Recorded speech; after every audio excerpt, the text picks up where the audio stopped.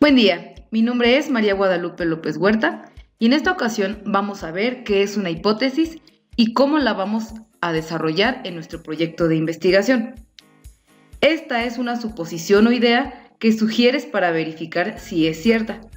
Una hipótesis de investigación es una afirmación que plantea una pregunta y predice lo que podría suceder. Es realmente importante en el método científico y se utiliza en experimentos para descubrir cosas. Básicamente es una suposición educada sobre cómo están conectadas las cosas en la investigación. Intenta explicar un fenómeno o problema que se investigará en un proyecto. Es una declaración que relaciona variables y puede ser comprobada mediante la investigación. Para desarrollar nuestra hipótesis debemos seguir ciertos pasos. El primero de ellos es identificar el problema de investigación. Para ello vamos a definir claramente lo que deseamos investigar. Esto debe estar basado en la revisión de literatura, observaciones previas o necesidades del contexto.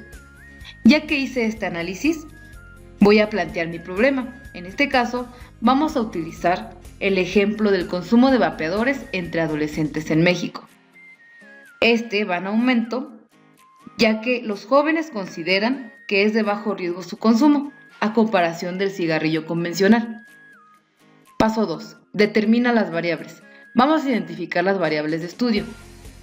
Tenemos dos tipos de variables, una es la independiente y la otra es la dependiente. La variable independiente son aquellas causas.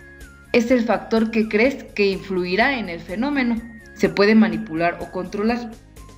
La variable dependiente es el efecto. Es decir, es el resultado o el fenómeno que se desea explicar o medir.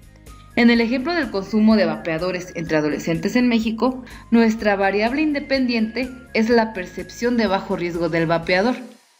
Y la variable dependiente es el incremento en el uso de vapeadores entre adolescentes.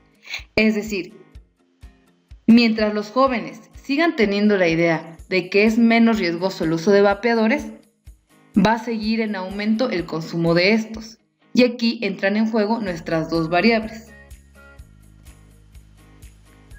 3.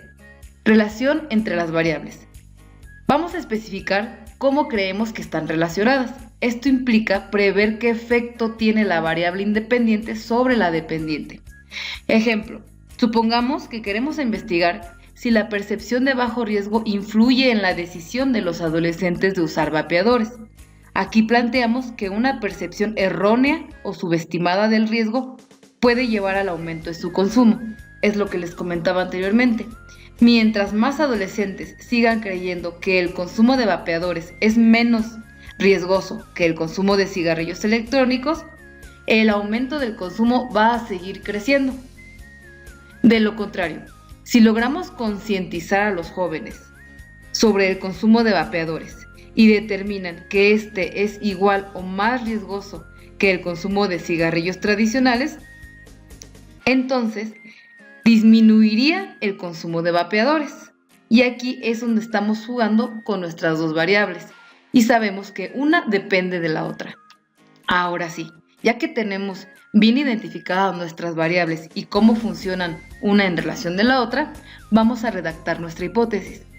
La hipótesis debe ser clara, específica y fundamentada. Puedes estructurarla como una afirmación o una proposición condicional. Tiene que ser una afirmación como si realmente ya estuviera sucediendo lo que nosotros estamos pensando. Por ejemplo, una percepción de bajo riesgo asociado al uso de vapeadores incrementa significativamente el consumo de vapeadores entre adolescentes en México. ¿Se dan cuenta del verbo que estoy utilizando? Incrementa. No digo incrementará, no digo incrementó.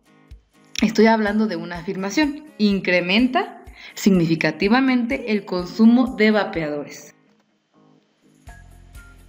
Y bien, vamos a fundamentar nuestra hipótesis. Asegúrate de basar tu hipótesis en evidencia previa o teorías relevantes. Esto se logra mediante la revisión de literatura científica o experiencias previas. Nuevamente, antes de plantear una hipótesis, tenemos que haber hecho una revisión teórica anteriormente para poder llegar a esa hipótesis. Por ejemplo, evidencia previa.